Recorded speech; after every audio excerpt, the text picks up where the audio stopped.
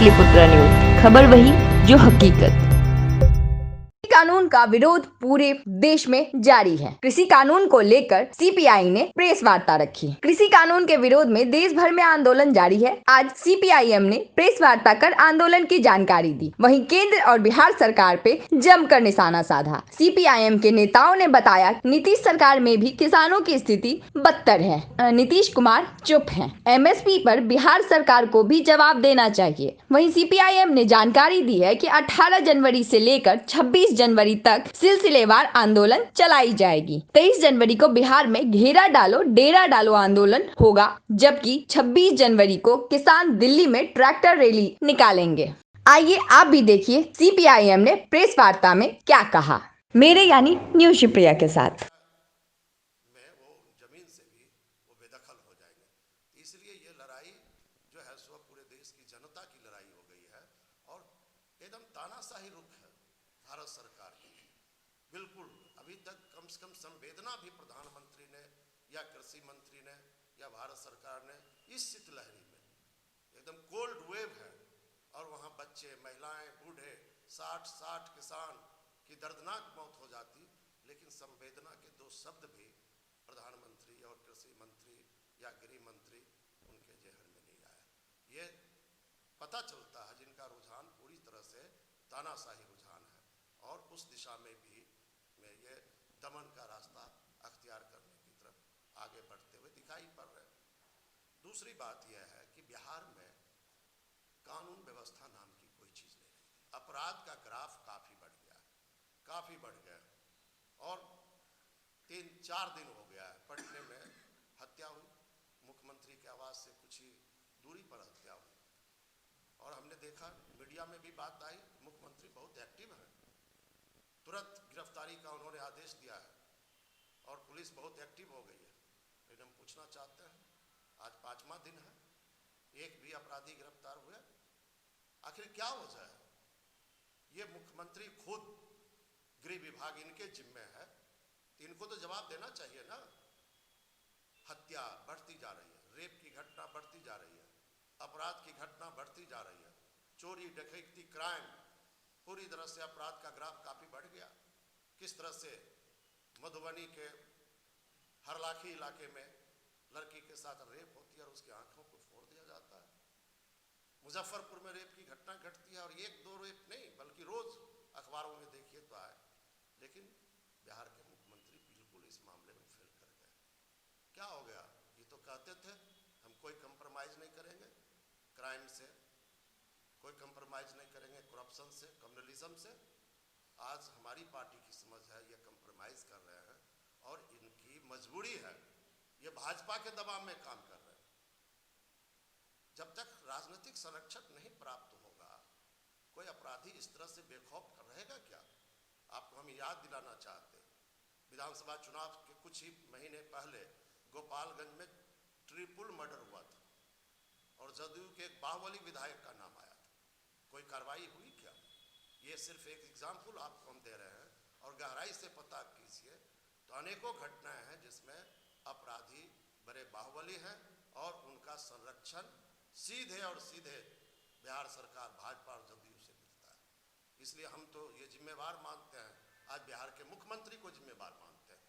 ये जरूर अब कंप्रोमाइज कर रहे हैं, इन्होंने घुटना टेक दिया है, इनके अंदर राजनीतिक इच्छा शक्ति खत्म हो गई और यही वजह है जो क्राइम बढ़ रहा है और क्राइम पर ये नियंत्रण कर पाने में पूरी तरह विफल हो रहे हैं। इसलिए हमारी पार्टी ने तय किया है आप इस पर रोक लगाइए, हम इसको एक बड़े राजनीतिक अभियान अपराध के खिलाफ बिहार में चलाएंगे, यह हम लोगों ने तय किया है। एक और बड़ी खुशी की बात हुई कि राजनीतिक दल हम लोग सीधे डायरेक्ट तो नहीं, लेकिन किसानों के आंदोलन, हम लोग भी तो किसानों के परिवार से जुड़े हुए हैं।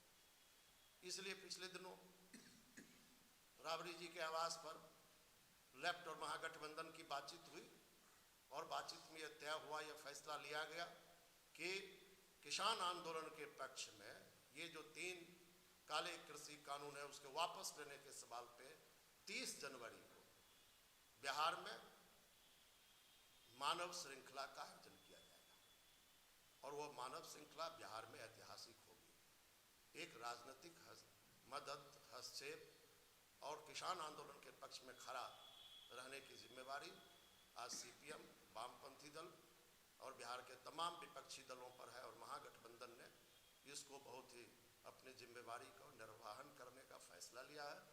हम आपके माध्यम से बिहार की जनता से, किसानों से, मजदूरों से, नौजवानों से, विद्यार्थियों से, तमाम लोगों से जिनकी भी हमदर्दी किसान आंदोलन के साथ है, जो समर्थन कर रहे हैं किसान आंदोलन को, हम सबसे ये आग्रह करते हैं कि पटना से लेकर गांव के देहातों तक मानव श्रृंखला बनाएं जो ऐतिहासिक हो और जो मजबूर करे भारत सरकार को किसानों की मांगों को मान। दिल्ली में चल रहे हैं, अब वो दिल्ली का आंदोलन पूरे देश भर में फैल गया है और जो 3 कानून है जो किसानों के खिलाफ आते हैं, आंदोलन में एकदम डिटर्मिनेशन है।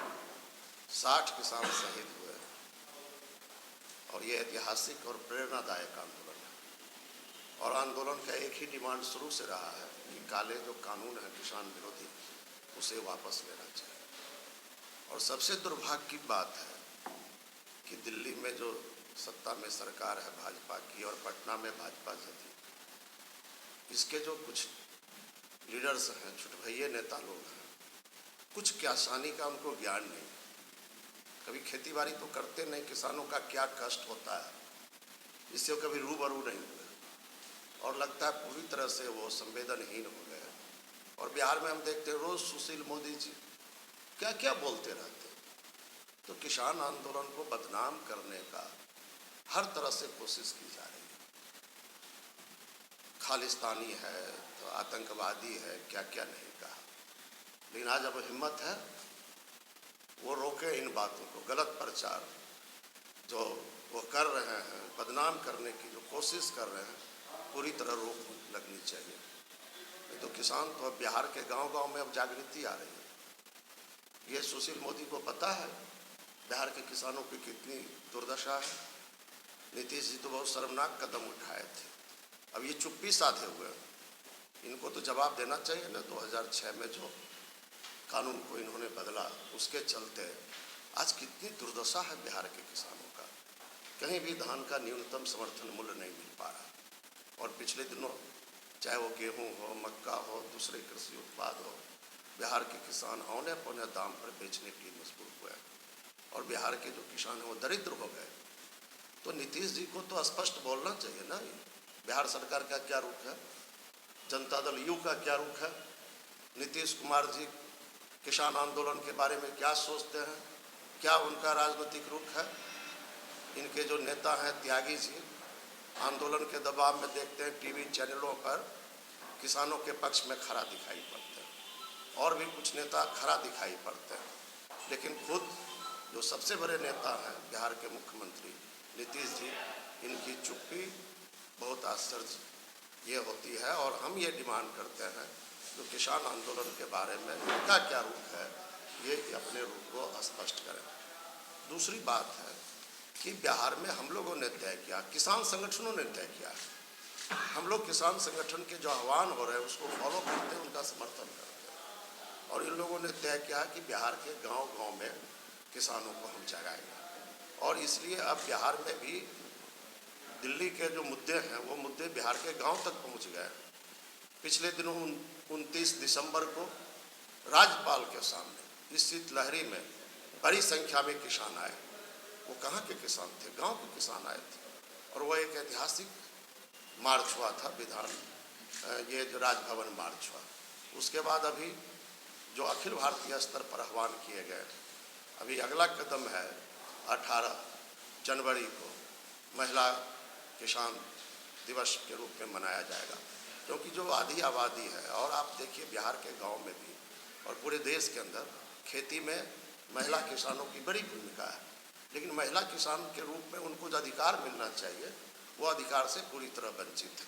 और इसलिए पूरे देश भर में 18 जनवरी को बिहार में भी होगा। इसके बाद फिर 23 तारीख सुभाष चंद्र बोस दिवस है, उस दिन पूरे देश भर में 23 तारीख को राज्यपाल के सामने लोग घेरा डालेंगे।